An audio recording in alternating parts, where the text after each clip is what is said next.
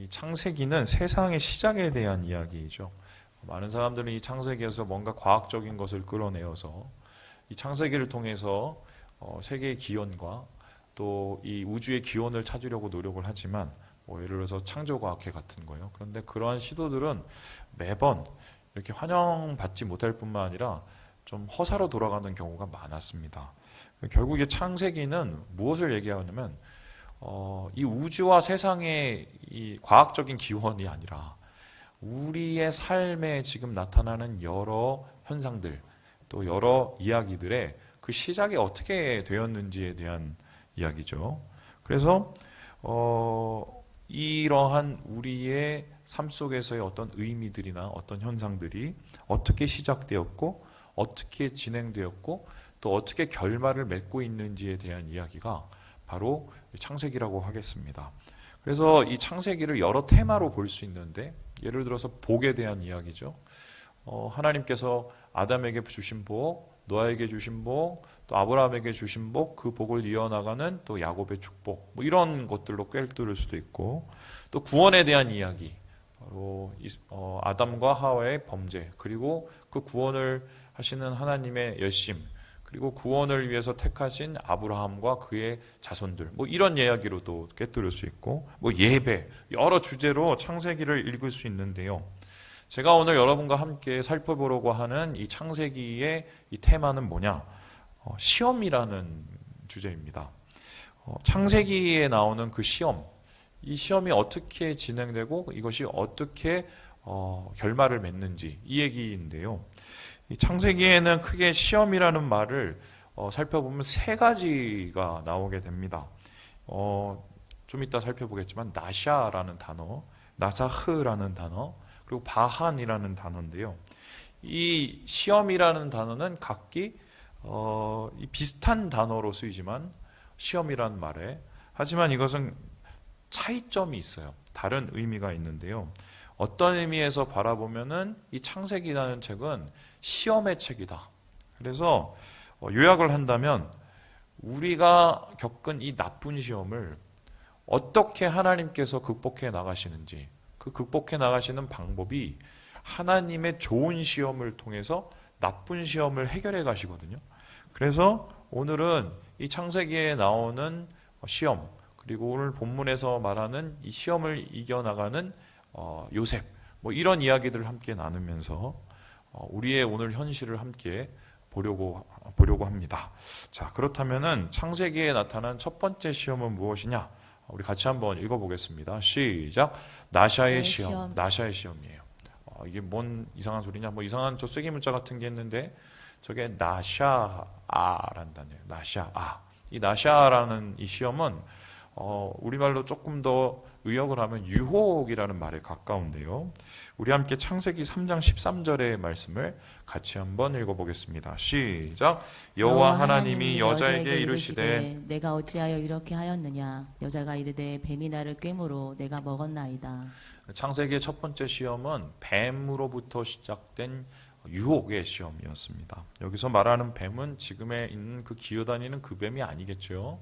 바로 사탄의 이 최초의 모습인데 특별히 이 사탄의 유혹에 넘어간 하와, 그리고 그 하와와 함께 동조해서 죄를 지었던 이 아담은 너네들 왜 그랬니? 라고 질문하는 하나님의 질문에 뱀이 나를 깨웠다, 뱀이 나를 나샤했다 라고 말합니다.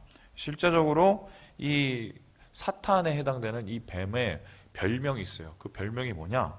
바로 유혹하는 자, 시험하는 자인데요. 이 사탄은 우리가 잘 되는 꼴을 못 봅니다. 그래서 어떻게든 우리를 유혹하고 꿰어서 우리를 그 시험에 빠지게 하는데요. 그 시험에 빠지는 그 목적이 뭐냐? 결론적으로 말씀드리면은 관계를 파괴하려는 게 목적이에요. 그래서 사탄으로부터 오는 시험과 유혹은 하나님과의 관계를 파괴하고 인간과 인간과의 관계, 이 공동체의 관계를 파괴합니다. 그래서 이 유혹의 과정을 보면 어떻게 합니까? 하나님이 동산의 모든 거를 먹게 해준 게 사실이야? 이러면서 일종의 거짓말을 하죠. 그리고 어떻게 합니까? 이간질을 시켜요. 하나님이 사실은 그거 먹으면 니네들이 똑똑해질까 봐 그런 거야. 그리고 이간질 끝에 결국 사람의 마음에 의심을 하게 만듭니다. 하나님을 의심하게 만들죠. 그리고 그 의심 끝에 부채질을 하는데요. 어떤 부채질을 하느냐? 너네들 이거 먹으면 사실은 하나님과 똑같아질 거야. 그렇게 하나님 수준의 정도의 존재가 될 거야 하면서 자기중심적 사고를 계속해서 부채질하게 됩니다. 그래서 이렇게 유혹하는 이 과정 속에서 사람들이 이것을 넘어갔을 때 어떻게 되는가요? 범죄를 하죠. 죄를 짓고 그 죄의 지음의 끝은 죽음인데요. 죽음은 우리가 영적으로 죽는 것과 육체적으로 죽는 것이라고 말할 수 있지만 죽음의 다른 의미는 뭐냐? 관계의 깨어짐이에요. 모든 관계가 깨어지는 거예요. 하나님하고 관계가 깨어지니까 영적으로 죽는 거고 이웃하고의 관계가 깨어지니까 사회적인 죽음이 나타나고 그리고 우리의 몸도 주님으로부터 떨어져서 점점 멸망으로 나아가는 이게 바로 유혹, 이 나샤의 시험의 결론인 것입니다. 그래서요 나샤의 시험은 지금도 계속되고 있습니다. 여러분 간혹 사람들 또 형제 자매들 이렇게 좋게 지내려다가 머릿속에서 드는 제가 오늘 또 떡접을 했네요. 여러 가지 막 참소들이 있어요. 정죄들이 있어요. 아, 이 사람이 지금 이러니까 이렇게 해서 나한테 얘기하는 거야? 라든가 아니면 하나님에 대한 참소가 있습니다. 하나님이 나를 싫어하나 봐. 그때 내가 그렇게 해갖고 그것 때문에 나를 이렇게 지지리도 고생시키나 봐. 뭐 이런 생각들은 사실 실제로 존재하지 않는 생각이고 그리고 사실 있어도 아주 미세한 극미한 그런 생각들인데 사단은 그거를 지금도 증폭시키고 있어요. 그래서 그 증폭시킨 이 사단의 이간질에 아직도 넘어가고 있는데 그 이간질의 끝에서 결국 어떻게 돼요? 공동체로부터 이탈을 하고 하나님으로부터 멀어지게 만드는 이 나샤의 유혹이 나샤의 시험이 오늘도 계속되고 있다. 이러한 이 아담의 범죄 이후에 몇천 년이 지나서 예수님도 똑같은 나샤의 시험을 받으십니다. 우리 함께 마태복음 4장 말씀을 같이 한번 읽어보겠습니다. 시작. 그때 예수께서 성령에게 이끌려 마귀에게 시험을 받으러 광야로 가사 40일을 밤낮으로 금식하신 후에 줄이신지라. 여러분 재밌죠? 예수님께서 첫 번째 사역의 시작이 뭐냐면 시험 받으시는 거였어요. 그것도 그냥 시험을 받은 게 아니라 광야로 가서 시험을 받는 건데요. 광야로 간 이유는 바로 예수님 혼자 계셨고 그리고 광야에 소위 말해서 극한 한계의 상황 속에서 있기 때문이죠. 그것 속에서 예수님은 마귀에게 시험을 받았는데 이 마귀의 세 가지 시험은 바로 선악과의 유혹 사건의 재방송이라고 할 수 있겠습니다. 야, 돌을 떡으로 만들어봐. 눈앞의 것만 보게 하죠. 그 선악과만 보게 합니다. 그리고 어떻게 합니까? 네가 하나님 아들 맞으면 이거 해봐, 저거 해봐, 떨어져봐. 이렇게 얘기를 합니다. 결국 뭐예요? 하나님과의 관계를 의심하게 하고 이간질하게 만들죠. 똑같죠. 그리고 나서 어떻게 합니까?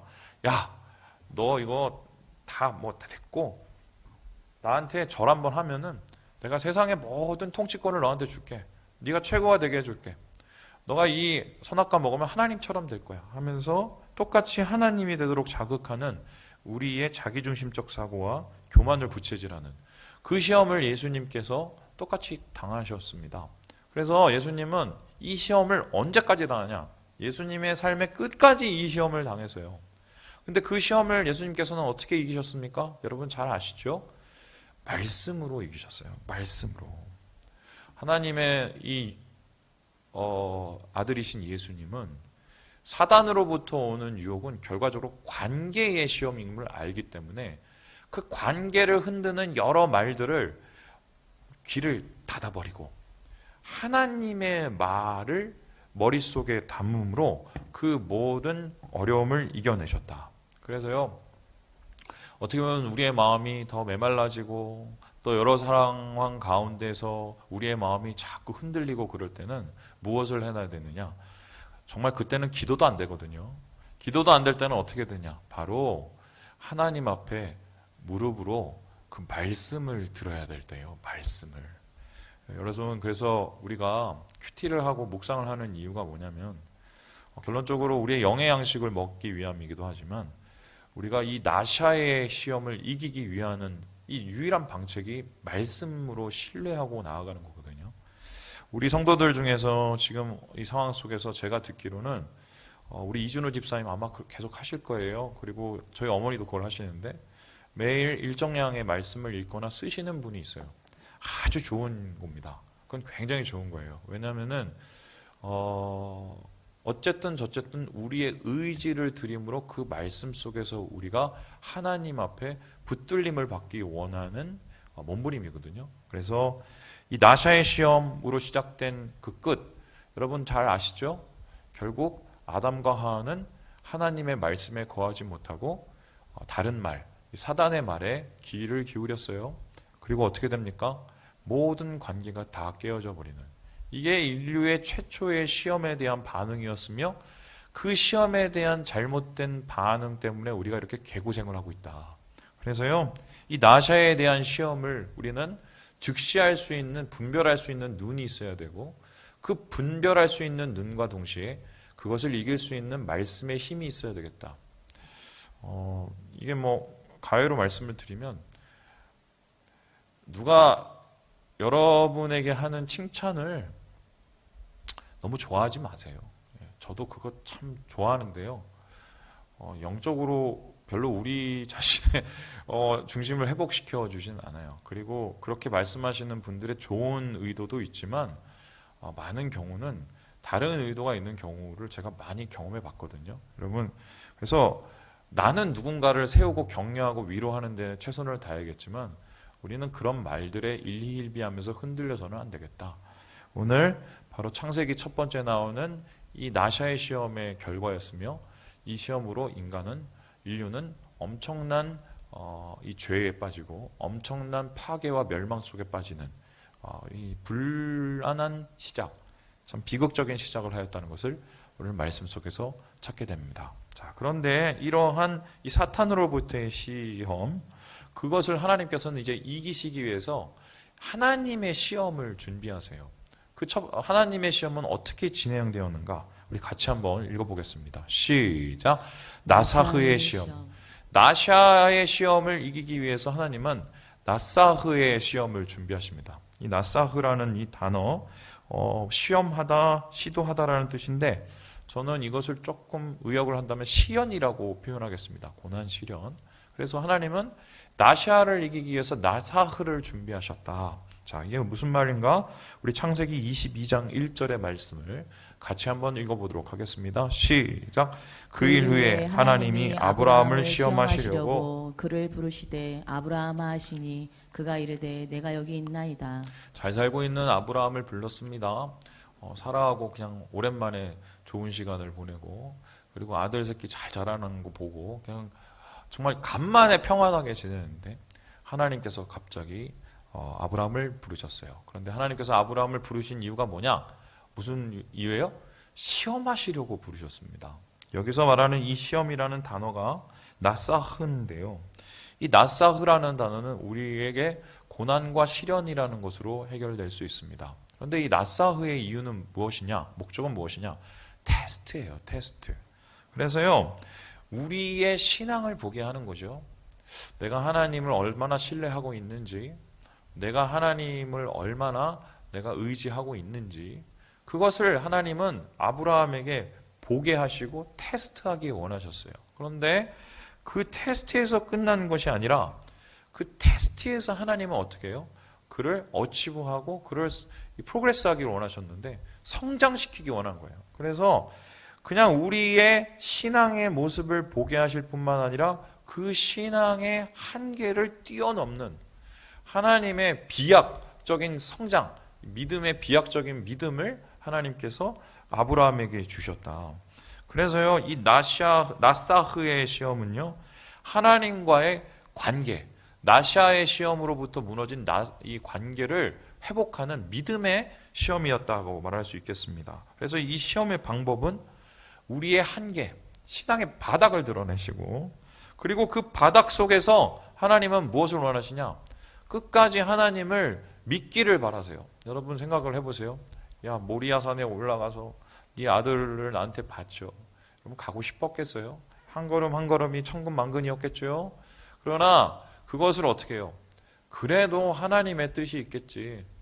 그래도 하나님의 예비하심이 있겠지. 여기서 나오는 그 유명한 말이 여호와 이레 아닙니까? 준비하시는 하나님. 그러면서 하나님을 끝까지 믿음으로 그 길을 한 걸음 한 걸음씩 걸어가죠. 여러분, 모리아산은 그렇게 올라가는 거예요.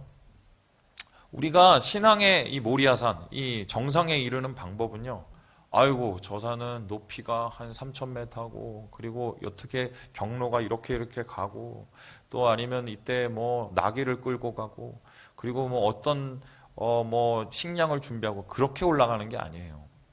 믿음의 시험, 이 믿음의 정상 모리아산은요, 그냥 한 걸음 한 걸음, 그냥 오늘에 맡겨진 그 삶을 하나님 앞에서 끝까지 믿음으로, 끝까지 신뢰함으로 올라갈 때 그 한 걸음 한 걸음이 쌓여서 여호와 이레의 그 모리아 정상에 오르게 된다. 이것이 우리가 아브라함에게 일어났던 낫사흐의 시험이라는 것을 알고 있습니다. 그래서 이 시험의 끝에 아브라함은 어떻게 됐습니까? 역경과 고난을 이겨냈죠. 그리고 믿음의 성장을 이루었습니다.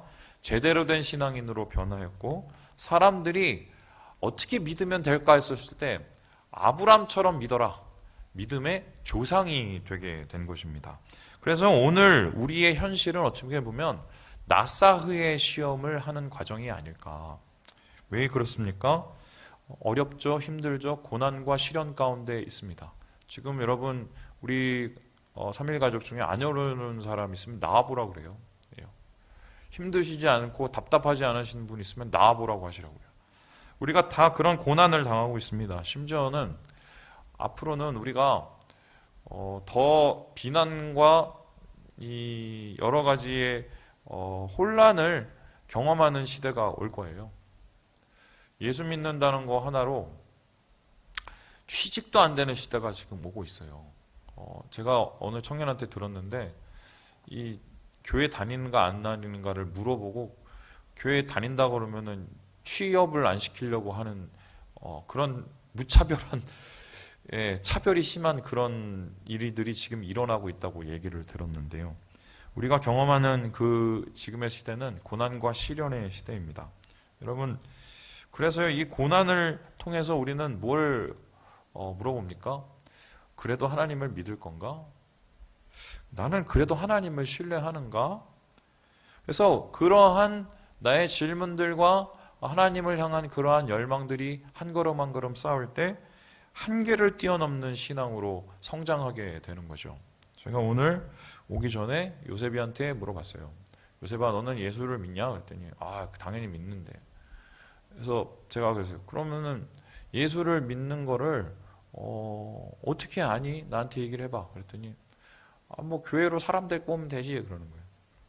너 근데 지금 교회 가지도 못하고 사람도 못 데리고 오는데 그럼 너 예수 안 믿냐? 그랬더니 이러면서 머리가 아프죠. 여러분, 차 떼고 포 떼고 나오면은 장 하나 남아요. 왕 하나. 지금 우리는 그 중심으로 이 시험을 이겨나갈 때거든요. 자, 그러면은 이 낫사의 시험을 이기고 시련을 이기고 하나님이 주신 이 시련을 이겨내고 우리가 믿음의 폭풍적인 성장을 할 수 있는 방법이 무엇일까? 우리 2000년 거의 2000년이 넘죠. 한 2000 몇백 년 후에 예수님도 똑같은 이 낫사흐의 시험을 받으셨죠. 우리가 잘 아는 바로 겟세마네의 시험이었습니다. 우리 함께 마태복음 26장 말씀을 같이 한번 읽어보겠습니다. 시작. 조금 나아가사 얼굴을 땅에 대시고 엎드려 기도하여 이르시되 내 아버지여, 만일 할만하시거든 이 잔을 내게서 지나가게 하옵소서. 그러나 나의 원대로 마시옵고 아버지의 원대로 하옵소서 하시고. 여러분, 여기 이거 잘 아시죠? 겟세마네라는 곳은 짜낸다는 뜻이잖아요. 즙을 짜낸다. 그래서 지금 예수님은 여기서 자기의 모든 중심을 다 짜냈습니다. 짜냈더니 안에는 하나님을 신뢰하고자 하는 끝까지의 믿음이 있었고, 한쪽에는 그럼에도 불구하고 내 안에 있는 다른 욕망들, 내 자아의 중심적인 생각들이 이렇게 싸우고 있으셨던 것 같아요. 그 끝에 예수님은 3번이나 기도를 하십니다.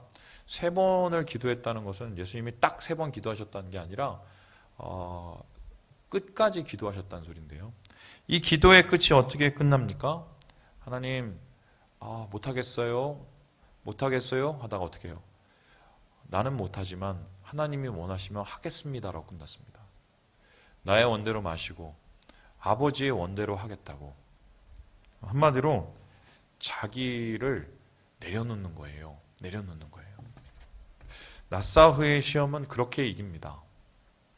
시련과 시험이 우리에게 닥쳐서, 고난이 우리에게 닥쳐서 우리 안에 막 수많은 소리들이 막 괴롭다는 괴로움의 소리들과 또 원망과 불평의 소리들과 또 내가 살아있기 위해서 쑥쑥 올라오는 내 자아의 소리들이 있잖아요. 낫사의 심 결과적으로 이거를 주님을 믿음으로 내려놓을 때 나보다 나를 더 잘하시고 나보다 나를 더 사랑하시고 나보다 나를 더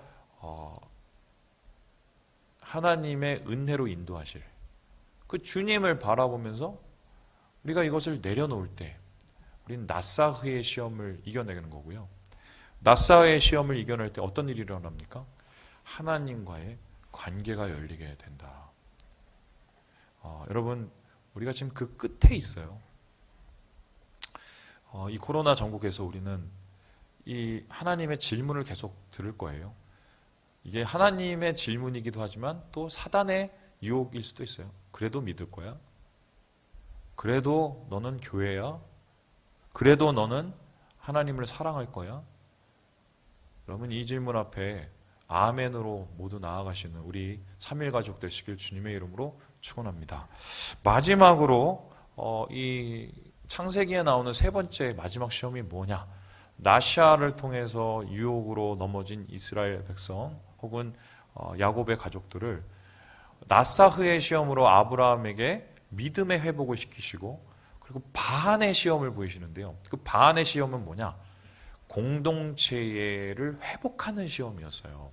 그래서 이것을 다른 말로 표현하면 증명의 시험이라고 하게 됩니다. 우리 함께 창세기 42장 말씀을 같이 한번 읽어보게 하겠습니다. 시작.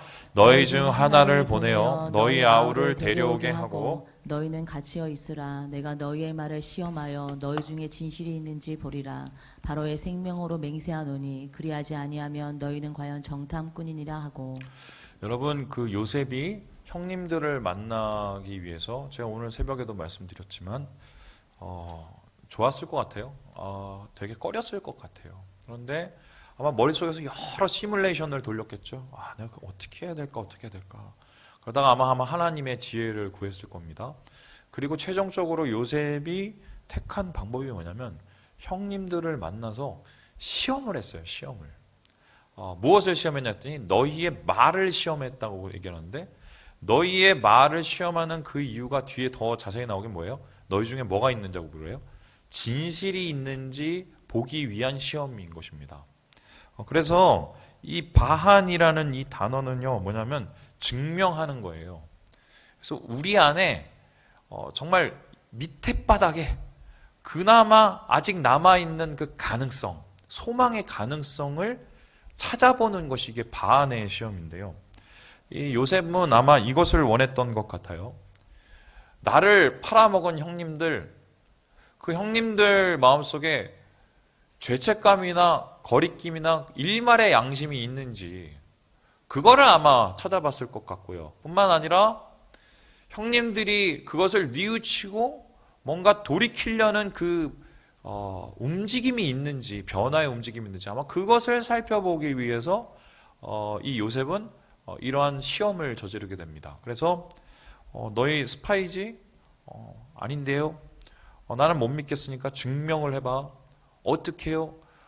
니네가 말한 거가 맞는지 안 맞는지 증명을 해서 그 베냐민이라는 막내를 데리고 와. 이렇게 얘기하죠. 그리고 그 베냐민을 데리고 오게 하기 위해서 일단 보냅니다. 보내요. 그리고 이 기한이 다 차서 곡식이 다 떨어졌을 때 야, 먹을 거 다 떨어졌다. 거기 가서 다시 사와라. 라고 얘기했을 때, 유다가 뭐라고 얘기합니까? 아버지, 사실은 가면은 큰일 나요. 왜? 이 베냐민 안 데리고 가면 우리는 그냥 영락없이 잡혀버려요. 그랬을 때, 야곱이 뭐라고 그러나요? 니네가 또 큰 짓을 저질렀구나. 안 된다. 그랬더니 어떻게 해요? 여기에 대해서 다음과 같이 얘기합니다. 우리 9절의 말씀을 43장 9절의 말씀을 같이 한번 읽어봅니다. 시작. 내가 그를 위하여 담보가 되오리니 아버지께서 내 손에서 그를 찾으소서. 내가 만일 그를 아버지께 데려다가 아버지 앞에 두지 아니하면 내가 영원히 죄를 지리이다. 유다가 이런 놀라운 얘기를 합니다. 여러분, 이렇게 내 동생을 위해서 내 목숨이라도 내놓겠습니다 라고 말하는 이 희생적인 발언, 이 말을 한 유다는 얼마 전에 어떤 사람이었습니까? 동생을 팔아먹은 자였어요. 이 동생을 팔아먹은 자가 22년이 지나서 이렇게 동생을 위해서 희생하는 자로 변했던 이유가 뭐냐면, 아직도 그에게 남아있는 일말의 가능성, 그것은 바로 양심과 형제 자매에 대한 어떤 불편한 선한 마음인데요. 그것을 통해서 하나님께서는 역사를 하셨다. 그래서 이 바안의 시험은요, 공동체의 관계를 회복하는 시험이고요. 나샤의 유혹에 의해서 깨어진 이웃과 이웃과의 관계, 형제와 자매의 관계를 회복하는 이 시험이 바로 바안의 시험입니다. 그래서 이 시험은 우리에게 그럼에도 불구하고의 진실 그 한 방울을 드러내는 것인데요. 요셉은 형제들의 죄책감을, 그 안에 있는 양심을 구했고요. 뿐만 아니라 여기서 가장 큰 남아있는 그럼에도 불구하고의 가능성이 드러나죠. 그건 뭐예요? 그래도 나는 너희를 용서하고 그래도 나는 너희를 긍휼히 여긴다는 요셉의 형제를 향한, 가족을 향한 가족의 긍휼의 마음이었어요. 긍휼의 마음. 그래서 이 시험은요, 바안의 시험은 용서와 화해를 통해서 이루어집니다. 그래서 이 용서와 화해를 통해서 공동체가 회복이 되는 것. 내가 그를 위해서 담보가 되겠습니다 라고 말할 정도의 그러한 용서와 화해와 희생, 이것이 바로 이 바안의 시험을 이겨내는 방법이고, 이렇게 이겨냈었을 때 다시 무너진, 갈라진 애굽으로 가는 그 야곱의 자손들이 하나님 안에서 하나가 되는 화평이 이루어지게 되는 거죠. 여러분, 이러한 이 바안의 시험을 겪었던 요셉의 이야기 1900년 후에 어떤 일이 일어납니까? 똑같은 상황을 주님께서 반복하십니다. 우리 함께 요한복음 21장 말씀을 같이 한번 읽어보도록 하겠습니다. 시작. 세 번째 이르시되 요한의 아들 시몬아, 내가 나를 사랑하느냐 하시니 주께서 세 번째 내가 나를 사랑하느냐 하심으로 베드로가 근심하여 이르되 주님, 모든 것을 아시오매 내가 주님을 사랑하는 줄을 주님께서 아시나이다. 예수께서 이르시되 내 양을 먹이라. 유다처럼 재밌죠? 여러분 이거 보세요. 유다는 요셉을 팔아먹었고 가룟 유다는 예수님을 팔아먹었습니다. 그죠? 그래서 유다라는 이름이 절대 좋은 이름이 아니에요. 유대민족이라는 게. 그런데 그에 못지않게 베드로도 예수님을 팔아먹지는 않지만 뒤통수를 때렸죠. 더 재밌는 거는 내가 끝까지 주님을 따르겠다고 얘기하던 그 장담하던 그 목소리가 나는 그 사람 모른다고 완전히 다른 얼굴이 돼버린 거 잘 아시죠? 여러분, 이런 사람 다시 믿을 수 있겠습니까? 이런 사람 다시 볼 수 있겠습니까? 저는 솔직히 말하면 전 의외로 뒤끝이 장렬이라 못 믿을 것 같아요. 그리고 그 사람을 용서할 수는 있어도 그 사람에게 다시 그 신뢰와 또한 뭔가 중요한 직책을 맡긴다? 저는 솔직히 자신이 없는데요. 예수님께서는 그걸 하십니다. 그런데 예수님께서 그걸 하시는 방법이 무엇이냐? 바안의 시험을 통해서 하시는데요. 물으시죠. 내가 다 알아. 너 나 3번 부인했지? 그때 나한테 그렇게 장담하더니 내가 그렇게 될 거라고까지 얘기했는데 너 그랬어. 내가 다 알아. 그런데 지금은 네 꼴을 봐라. 더 엉망이야. 지금 완전히 막 그 어둠 속에서 머리 쥐어뜯으면서 있는 거. 내가 더 얼마나 한심한 줄 아니? 그런데 내가 한 가지만 물어보자. 그래도 나를 사랑하냐? 그래도 진짜 나를 사랑하니? 나에 대한 마음이 요만큼이라도 있니? 이러고 예수님께서 그의 마음속에 있는 마지막 가능성, 예수님을 향한 그 사랑의 마음, 1%밖에 안 되지만 그 가능성을 물어보세요. 그런데 맨 처음에는 아유 사랑하죠 라고 얘기하다가 자기 자신의 초라함을 보게 되고 밑바닥을 보게 된 베드로는 뭐라고 얘기합니까? 주님이 아시지만 다 아시는데 그래도 제가 주님을 사랑합니다. 그 가능성을 꺼내들죠. 예수님의 바한의 시험을 통해서 그 가능성이 드러납니다. 그리고 그 1%의 가능성이 어떻게 돼요? 베드로를 다시 하나님의 사자로, 예수 그리스도의 사명자로 세우는 그러한 기폭제가 되죠. 기폭제가. 그래서요, 이 바한의 시험을 예수님은 통해서 베드로를 세우시고, 그리고 이 바한의 시험을 통과하여 세운 이 베드로는 또 다른 넘어진 형제 자매를 세워가는 이 모습을 보게 됩니다. 그러면 한번 보세요. 나시아로 인해서 무너졌던 인류의 이 모든 관계가 나사흐를 통해서 하나님과의 관계가 회복되고 바한을 통해서 어떻게 해요? 공동체의 관계가 회복이 됩니다. 그래서요, 이 창세기의 끝은 뭐냐? 회복이에요. 이 회복을 하는 방법을 이미 하나님께서 이 창세기의 로드맵을 주셨어요.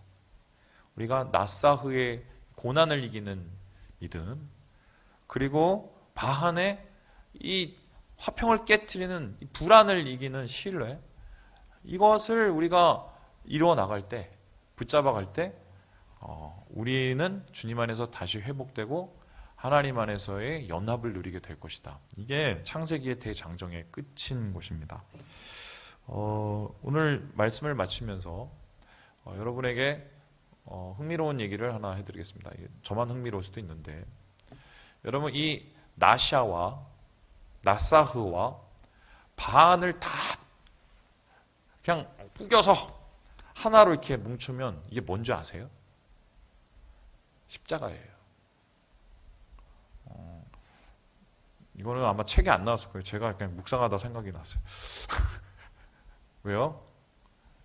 십자가에서 계속 유혹을 받으셨죠. 하지만 십자가에서 주님은 어떻게 해요? 하나님 아버지를 끝까지 신뢰했습니다. 나를 버리셔도 나는 주님 하나님 아버지를 신뢰합니다. 나사흐를 이겨내시죠. 그리고 어떻게 돼요? 자기를 버린, 자기를 죽인 사람들을, 저들을 용서해달라고 바한의 시험을 이겨내세요. 여러분, 이렇게 십자가의 죽음 속에서 끝까지 신뢰하시고 용서하심으로 시험을 이겨내신, 그리고 공동체를 지켜내신 예수님께서 오늘 우리에게 이렇게 이야기하고 있습니다. 우리 고린도전서 10장 말씀 읽고 마무리해 보겠습니다. 시작. 사람이 감당할 시험 밖에는 너희가 당한 것이 없나니 오직 하나님은 미쁘사 너희가 감당하지 못할 시험 당함을 허락하지 아니하시고 시험 당할 즈음에 또한 피할 길을 내사 너희로 능히 감당하게 하시느니라. 예수님이 이미 다 해보셨기 때문에 우리에게 내가 힘줄게 라고 얘기해요. 그리고 피할 길을 줄게. 여기서 말하는 피할 길이라는 것은 무엇이냐? 십자가의 능력을 주신다는 거예요. 십자가의 능력. 예수님이 이루신 이 시험을 이기신 능력으로 우리에게 오늘의 이 시련, 오늘의 고난, 오늘의 이 어려움을 이겨낼 수 있도록 주님께서 함께 해주신다. 여러분, 이 말씀이 여러분에게 큰 은혜가 되시길 주님의 이름으로 축원합니다. 쓰러져도 일어나면 돼요. 예. 그럼 되죠, 뭘. 그죠? 갈라서도 다시 손 잡으면 돼요. 그게 안 되니까 이렇게 고생하고 있는 거예요, 여러분. 그죠? 그래서 주님 안에서 하나님께서 주시는 이 시험의 유익을 누리시면서 능히 감당하시며 능히 이겨내시는 우리 3일 가족 되시길 주님의 이름으로 축원합니다.